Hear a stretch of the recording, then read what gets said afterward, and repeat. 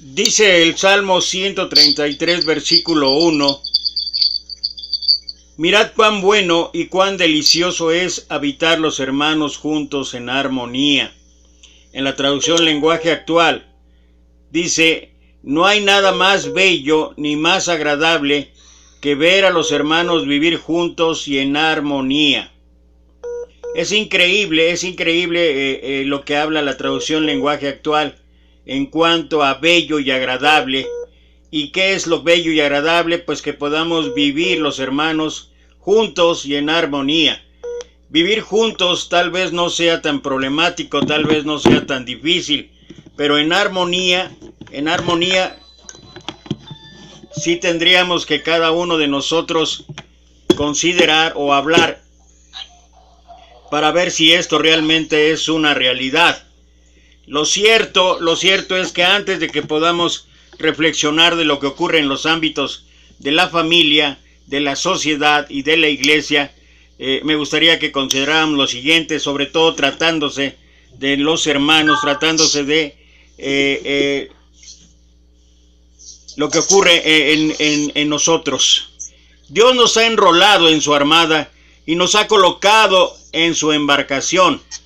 El barco tiene un propósito: llevarnos con seguridad a la eternidad. No es un yate de placer o paseo, es un buque de guerra, una vida de servicio. Todos tenemos tareas diferentes. Algunos auxilian a los que se ahogan, tratando de sacarlos del agua. Otros se dedican a la tripulación, alimentando y preparando a sus miembros. Otros hacen pancartas e invitaciones a los que están en tierra o naufragando. Otros dirigen los cañones de oración y adoración contra el enemigo. Aun cuando la batalla es feroz, el barco no se puede hundir, porque nuestro capitán es Dios. De eso no hay preocupación. Sin embargo, cuando nos embarcamos, dimos por sentado que los tripulantes eran personas como nosotros. ¿Y qué fue lo que encontramos?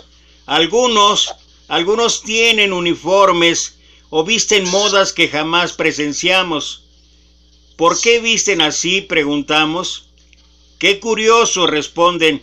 Queríamos preguntarles lo mismo. Pero el vestido no es tan perturbante como la abundancia de opiniones. Por ejemplo, hay quienes se reúnen todas las mañanas para estudiar, promueven una disciplina rígida y expresiones sombrías.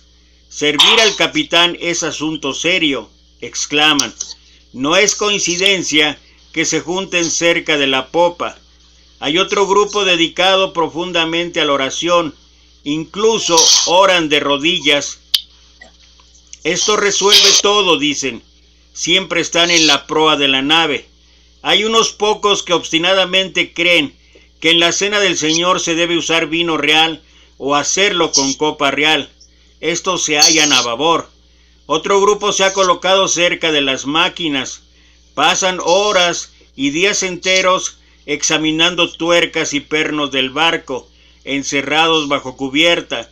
Los que se quedan en cubierta sintiendo el viento en sus cabellos y el sol en su cara, a veces los critican diciendo: lo que importa no es el aprendizaje, sino lo que sientes. Otro grupo piensa que una vez en el barco no puedes desembarcar. Otros dicen que sería una necedad caerse, pero la decisión es de uno. Algunos creen que se ofrecieron voluntariamente para el servicio, otros que los destinaron para el servicio antes de concluirse la nave. Algunos vaticinan que una tormenta de gran tribulación azotará antes de anclar, otros que llegará después de estar seguros en el muelle. Hay quienes le hablan al capitán en un lenguaje personal. Hay quienes piensan que tales idiomas desaparecieron. Hay quienes piensan que los oficiales deben usar togas.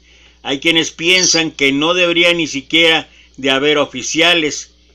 Y hay quienes piensan que todos somos oficiales y todos deberíamos usar togas. Y está también la cuestión de la reunión semanal en la que se agradece al capitán y se recuerda sus palabras. Todos afirman su importancia, pero pocos están de acuerdo en cuanto a su naturaleza. Algunos la quieren ruidosa, otros la quieren quieta. Algunos quieren rituales, otros que sea espontáneo. Algunos quieren festejar para meditar, otros quieren meditar para poder festejar. Algunos quieren una reunión para los que se han caído por la borda, otros quieren alcanzar a los que se han caído por la borda sin caerse ellos mismos, ni descuidar a los que están a bordo. ¿Cuál es la consecuencia? Una embarcación que se mueve para todos lados. ¿Por qué? Hay problemas en cubierta, estallan peleas, los marinos dejan de hablarse entre sí. Ha habido ocasiones cuando un grupo rehusó reconocer la presencia de otros en la nave, y lo más trágico es que algunos náufragos en el mar prefieren no subir a bordo debido a las peleas. ¿Quién quiere embarcarse en una nave llena de marineros peleando? La vida en el océano puede ser ardua, pero al menos las olas no los insultan. Y bueno, esto que acabo de leer, que es una reflexión de Max Lucado, nos muestra una realidad que no podemos escapar, una realidad que es tangible, una realidad que es constante, sobre todo en la iglesia del Señor. Si bien es cierto que hay diferencias entre nosotros, que fuimos creados cada uno de una manera totalmente diferente, también es cierto que Dios ha provisto los mecanismos, ha provisto las habilidades, los talentos, ha provisto las herramientas para que pueda ser una realidad el poder habitar juntos en armonía, el poder realmente mostrar que entre nosotros puede existir la unidad que nuestro mismo Señor Jesucristo habló ahí en la última oración, en el jardín de Getsemaní, cuando Él oró al Padre. Cuando Él oró al Padre y dijo: no pido solo por ellos, sino también por los que creerán en mí cuando escuchen su mensaje. Te pido que se mantengan unidos entre ellos, y que así como tú y yo estamos unidos, también ellos se mantengan unidos a nosotros. Así la gente de este mundo creerá que tú me enviaste. Yo les he dado a mis seguidores el mismo poder que tú me diste, con el propósito de que se mantengan unidos. Para eso deberán permanecer unidos a mí, como yo estoy unido a ti. Así la unidad entre ellos será perfecta, y los de este mundo entenderán que tú me enviaste y que los amas tanto como me amas tú. Creo que aquí hay una fórmula, hay una indicación precisa en cuanto a cómo lograr, porque la unidad trae armonía.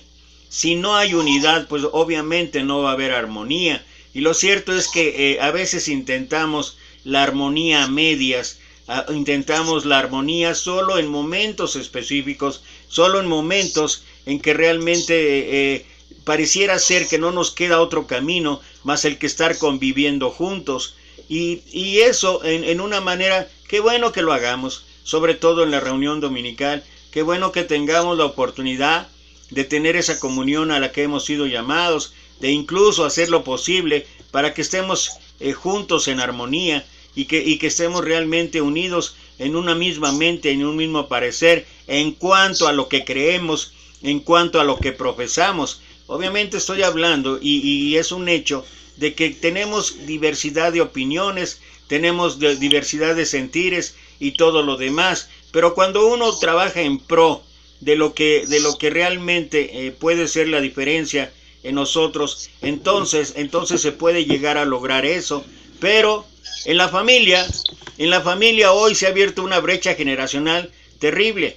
Hoy vemos a muchos jóvenes, adolescentes, incluso hasta niños, que tienen un sentir diferente, que es responsabilidad de los padres el que tengamos que guiarlos, educarlos en la sabiduría de Dios, y que si no lo hemos hecho, obviamente las consecuencias, los resultados van a ser desastrosos. Pero creo que esta pandemia, esta situación problemática, una de las enseñanzas que dejó fue como nos tuvimos que que aislar completamente en el hogar. Tuvimos que regresar, muchos de los que trabajan, muchos de los que empezaron a hacerlo desde casa y tuvieron con los niños no yendo a la escuela, sino haciendo sus estudios también en línea. Tuvimos que enfrentar una situación totalmente a la que no estábamos acostumbrados, porque no estábamos acostumbrados a convivir prácticamente las 24 horas en familia. ¿Y qué fue el resultado? El resultado fue que hemos aprendido una serie de circunstancias, de situaciones en cuanto a promover la unidad, en cuanto a estar en armonía en el hogar. Y a veces no se ha logrado. Hemos tenido que ir haciendo paulatinamente correcciones, cada uno en su hogar, para que esto sea. Pero hablaba yo de que hay una fórmula ahí en lo que habló nuestro Señor Jesucristo, en la lectura que hice, que lo hice en la traducción lenguaje actual. Pero habla y dice el Señor que una de las cosas es que permanezcamos unidos a Él. O sea, todo tiene que ver con tener una relación individual y una relación en grupo con la familia. Cuando algo se sale de esto, entonces no es posible esperar que de una u otra manera, debido a la diversidad de caracteres, de opiniones, de situaciones, no es posible esperar que haya realmente esa armonía que se requiere y se necesita para que el hogar siga funcionando para llegar a ser la base de la sociedad. Y si obviamente en la familia no está funcionando, pues podemos imaginar cuál es la situación. Y no tenemos que ser de verdad muy estudiosos, estudiar mucha teología para darnos cuenta que lo que está ocurriendo en esta nuestra sociedad actual y con todo este problema que se nos vino encima a causa de esta pandemia, podemos ver que los resultados son terribles. Podemos ver cómo ha mostrado en una u otra manera la cara de muchos individuos, de muchos de nosotros, en cuanto a aspiraciones, a sueños, en cuanto a egoísmo, en cuanto a intereses particulares o personales, que está muy lejos de lograr ser una armonía, de vivir juntos en armonía. Pero como dije, si en el hogar estamos fallando, si en el hogar no estamos haciendo las cosas de manera adecuada, y esto cada quien lo tiene que examinar a la luz de la Escritura, cada quien, y no estoy hablando de que se necesite hacer mucho, pero cuando no estamos en una comunión permanente, cuando nuestra vida de estudio de la Escritura, cuando nuestra vida en oración no es lo constante que debería ser, y nos cuesta tanto trabajo dedicarnos a actividades en donde podamos tener una relación personal con Dios más adecuada, una relación, como dije antes, individual, pero también en grupo, pues obviamente no podemos esperar que las cosas se manifiesten de una manera en lo que dice nuestro Señor Jesús, que estemos unidos. Y si en la familia no estamos unidos, ya dije antes, la sociedad, y a esto tampoco escapa la iglesia. La iglesia no ha sido realmente el lugar, no ha sido realmente la habitación en donde podamos estar mostrando esa unidad, donde podamos estar mostrando esa armonía. ¿Cuál es la razón de que esto no ocurra? Bueno, sé que para muchos de nosotros se nos hace imposible pensar en una cuestión, pero es paradójico. Es paradójico que muchos de nosotros podamos hablar acerca de lo que es la doctrina de los apóstoles y podamos mencionarla una y mil veces y podamos basarnos en ello y que nosotros como Iglesia del Nuevo Testamento la seguimos. Pero, ¿por qué nada más arrancamos? ¿Por qué nada más arrancamos lo que dice ahí en cuanto a perseveraban unánimes en la doctrina de los apóstoles? ¿Por qué no consideramos también lo que dice ahí en Hechos 2:43? Y sobrevino temor a toda persona y muchas maravillas y señales eran hechas por los apóstoles. Y aquí está el vivir juntos en armonía. Todos los que habían creído estaban juntos y tenían en común todas las cosas y vendían sus propiedades y sus bienes y lo repartían a todos según la necesidad de cada uno, y perseverando unánimes cada día en el templo y partiendo el pan en las casas, comían juntos con alegría y sencillez de corazón, alabando a Dios y teniendo favor con todo el pueblo. Y el Señor añadía cada día a la iglesia a los que habían de ser salvos. Podemos preguntarnos en diferentes circunstancias o situaciones, podemos preguntarnos, teniendo cada quien su propia opinión, teniendo cada quien su propia inspiración, teniendo cada quien su propio propósito, el por qué estas cosas no pueden ser posibles. ¿Por qué si hablamos de la sana doctrina basada en los apóstoles? ¿Por qué si hablamos de cuestiones que parece ser que nada más las arrancamos y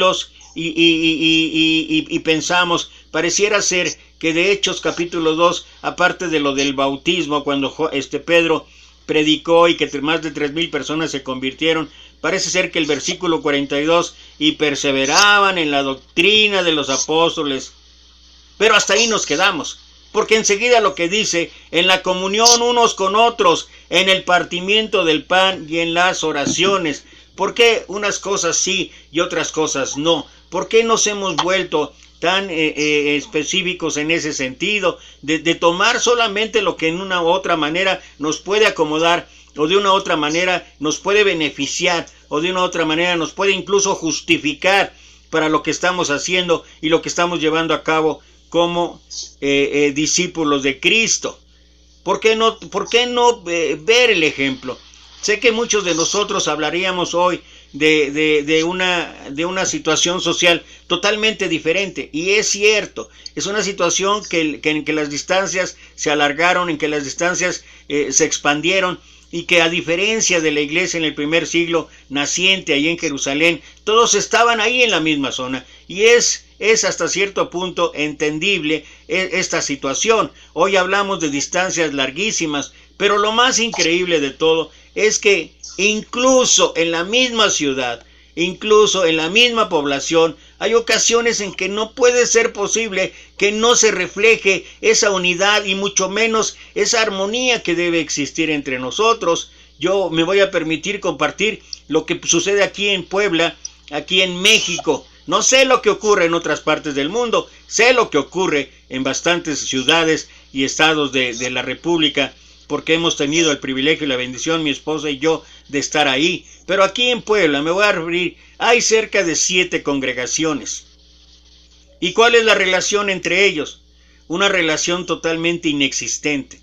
Pareciera ser como lo que leí la historia. Pareciera ser que unos desconocen la existencia de otros. E incluso ha habido situaciones, de verdad situaciones doctrinales, dicen, en donde uno ha descalificado al otro, donde el otro no acepta la comunión con el tercero, y así sucesivamente. Y estamos hablando aquí no de distancias larguísimas en donde no pueda ser establecido una comunión como la que estamos viendo que pasaba ahí en el libro de los Hechos, en el capítulo 2. Es increíble que no exista esa motivación, esa disposición para arreglar diferencias, para arreglar controversias, para dejar atrás todas las diferencias que puedan existir entre nosotros y podamos juntos poder ser esa luz que el mundo necesita ver, porque este versículo, el 47, alabando a Dios y teniendo favor con todo el pueblo, y el Señor añadía cada día a la iglesia a los que habían de ser salvos,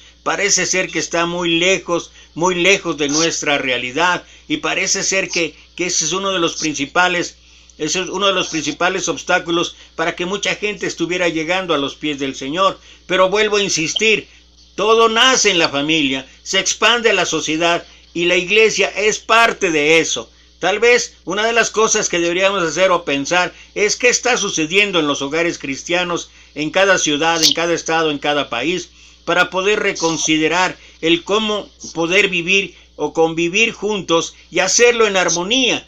No confundamos el hecho de que con una muy buena intención y propósitos a veces organizamos confraternidades donde son invitadas algunas congregaciones, y vuelvo al ejemplo aquí en Puebla, cuando hay esas confraternidades hay quienes deciden dejar fuera a 2 o 3 porque no están de acuerdo con asuntos como los que mencionaba en la historia de si es vino real o si es pan, etcétera, etcétera, etcétera, si debe ser en una sola copa, si debe ser en vasitos, si debe haber aire acondicionado, en fin, una serie de situaciones que no tienen nada que ver con la adoración que Dios le agrada de todos nosotros. ¿Y cómo es posible que si en esas pequeñas o sencillas situaciones no nos ponemos de acuerdo, ¿cómo podemos esperar que se viva juntos en armonía? Ahora, lo más increíble de todo, y que es una realidad, y hay que decir la verdad,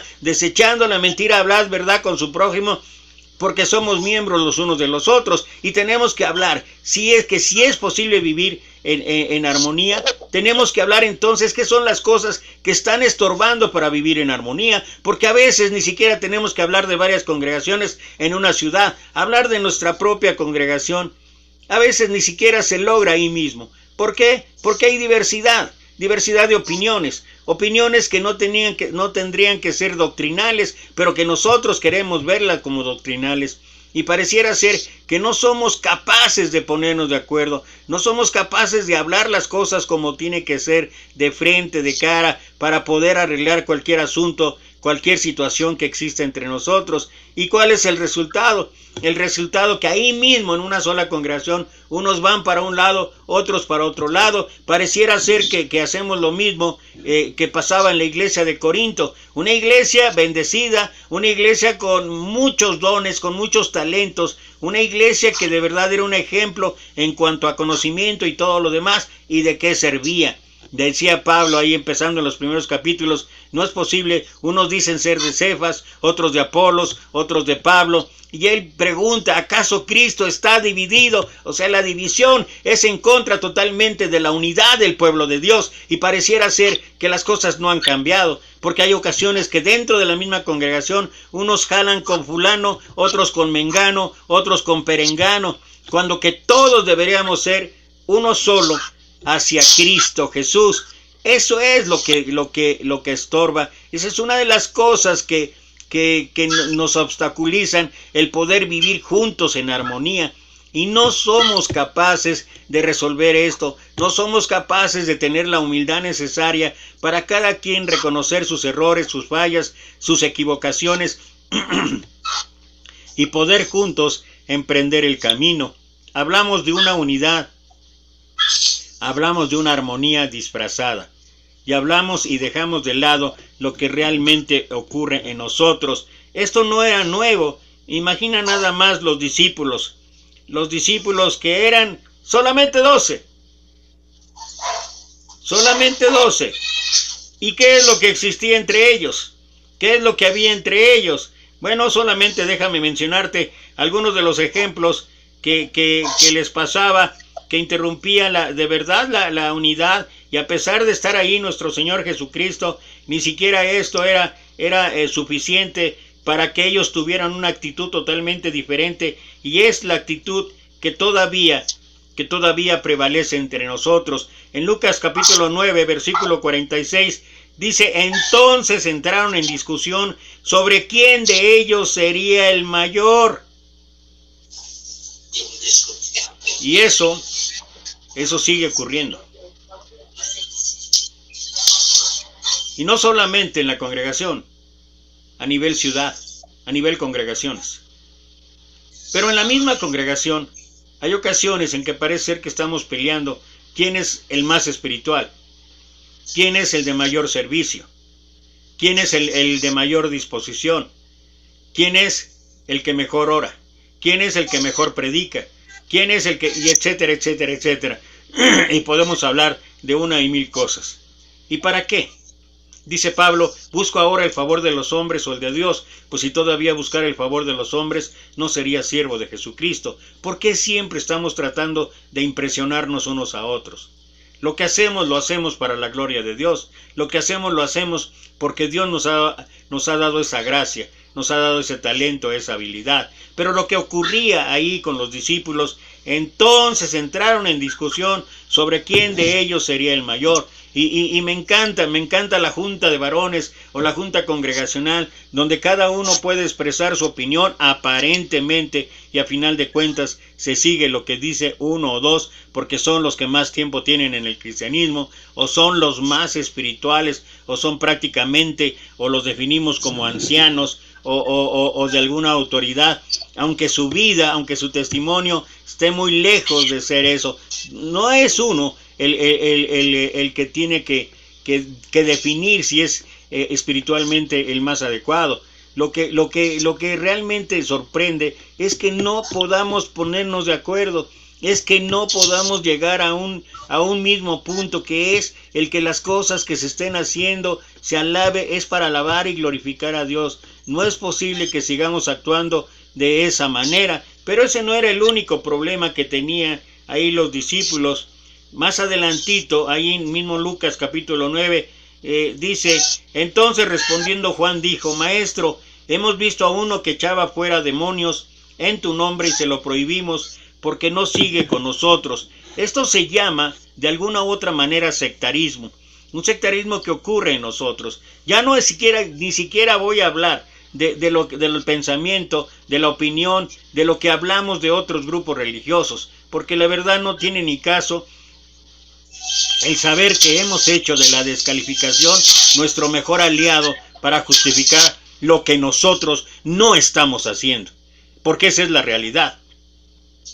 Hablamos de sana doctrina, hablamos de que otros grupos no hacen lo que realmente dice la Escritura, pero nosotros no estamos tan lejos de actuar de la misma manera en otras áreas. Estoy hablando, por ejemplo, de la flojera, estoy hablando de la apatía, estoy hablando de la indiferencia, estoy hablando de lo que dice Santiago: el que sabe hacer lo bueno y no lo hace, le es pecado. ¿Y nosotros qué estamos haciendo? Hay ocasiones en que somos cristianos de banca, o cristianos nada más por el nombre, pero en cuanto lo que resulta de una vida de servicio, absolutamente nada. Y en ese sentido no estamos tan diferentes a otros grupos. Pero como dije, lo de otros grupos está bien y cada quien podrá tener su propia interpretación y cada quien podrá argumentar la sana doctrina. El asunto es que hasta entre nosotros a veces no nos ponemos de acuerdo, que si este estudio es el adecuado, que si esta predicación no fue la adecuada, que si esta reflexión bíblica no es la correcta,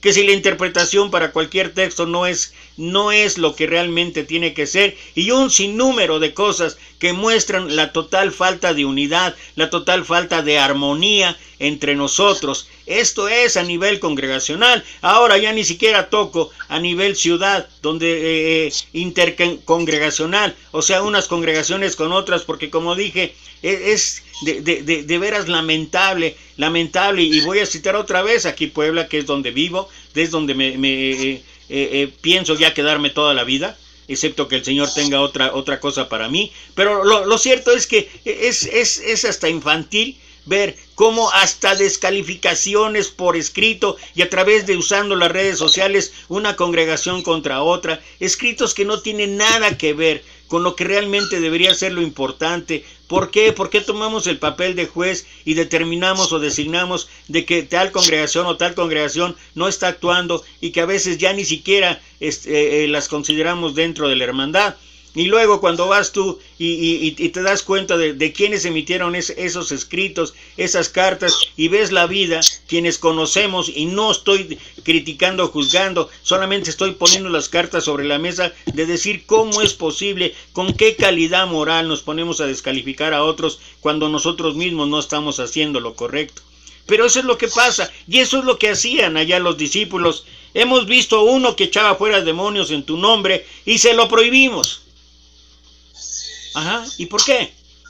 Porque no sigue con nosotros. Eso es sectarismo.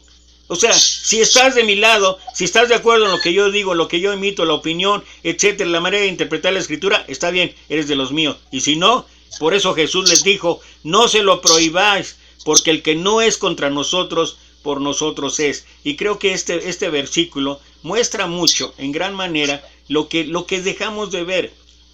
Dejamos de ver el bien común, y tiene que prevalecer el bien individual. Y finalmente, otra de las cosas que tiene que ver con esto, decía: viendo esto sus discípulos, el Señor lo había mandado ahí para que visitara una aldea samaritana, y parece ser que no les hicieron caso. ¿Y cuál fue la reacción de los discípulos? Viendo esto sus discípulos, Jacobo y Juan, dijeron: Señor, ¿quieres que mandemos que descienda fuego del cielo como hizo Elías y los consuma?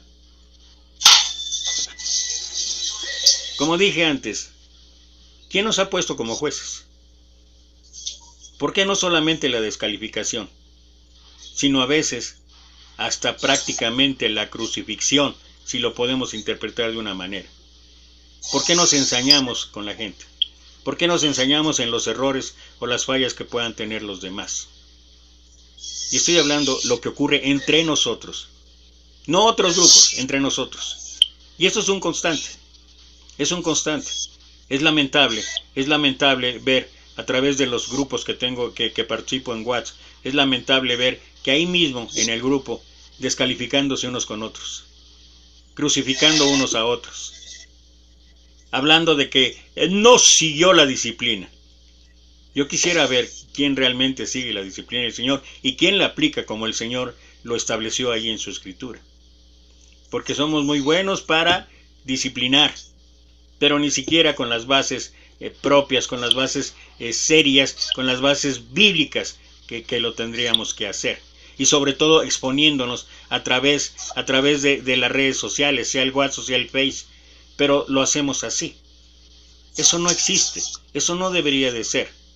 Hemos olvidado el primer acto de disciplina, de ir y hablar directamente con aquel que consideramos que ha cometido una falta.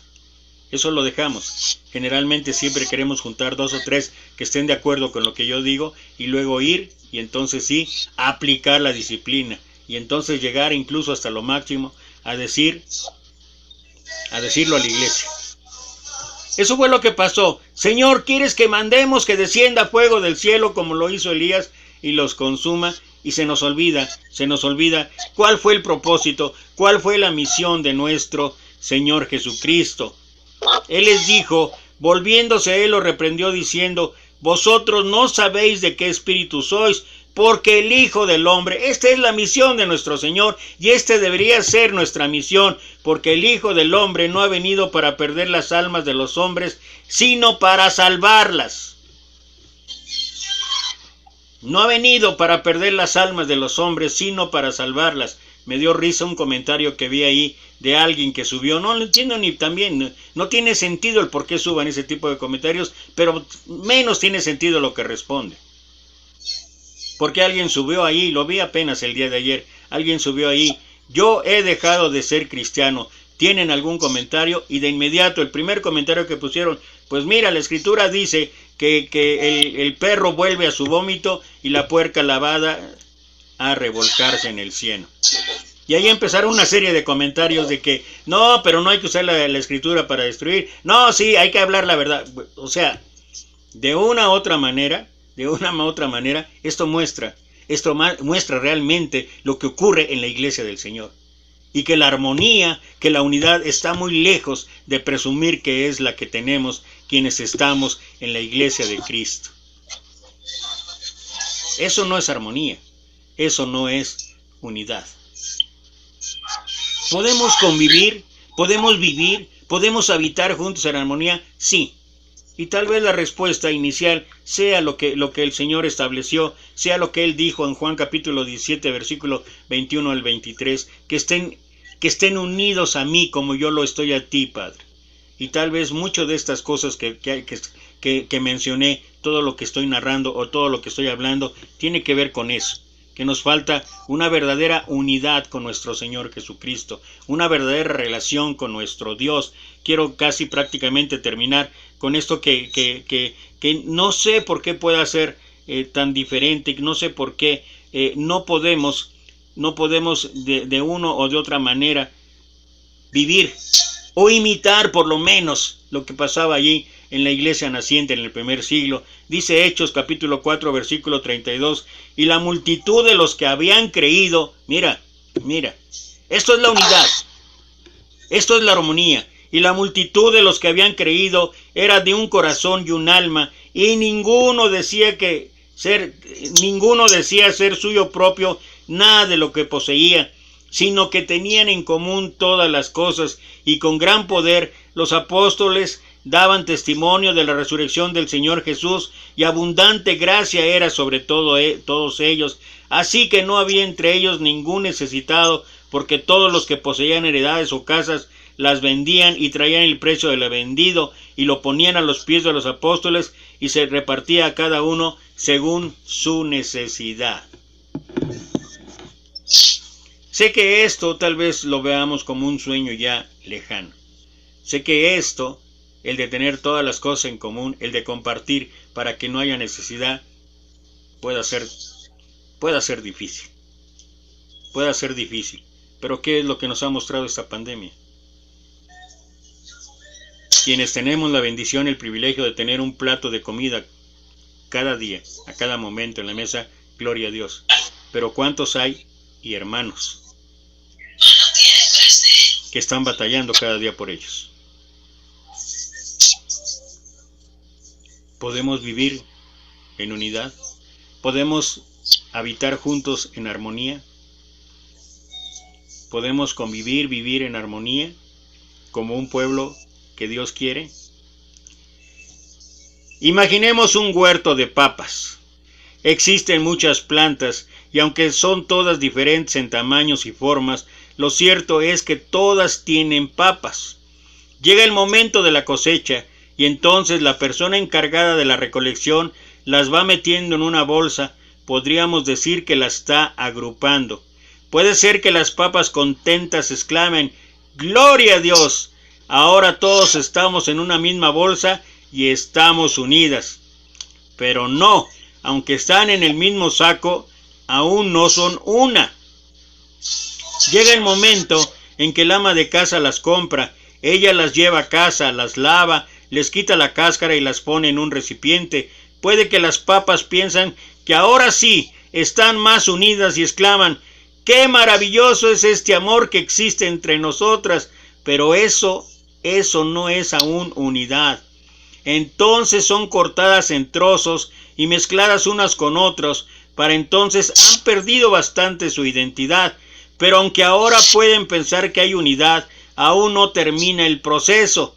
El proceso final es el puré de papas, no trozos de papas o papas sueltas. ¿Y sabes por qué? Porque cuando son reducidas a puré, ninguna podrá levantarse y exclamar: miren, esa soy yo. Eso es tener el mismo sentir. Eso es tener el mismo parecer. Nada hagáis por contienda o vanagloria, antes bien con humildad, considerando a los demás como superiores a sí mismo, no mirando cada uno por lo suyo propio, sino también por lo de los otros.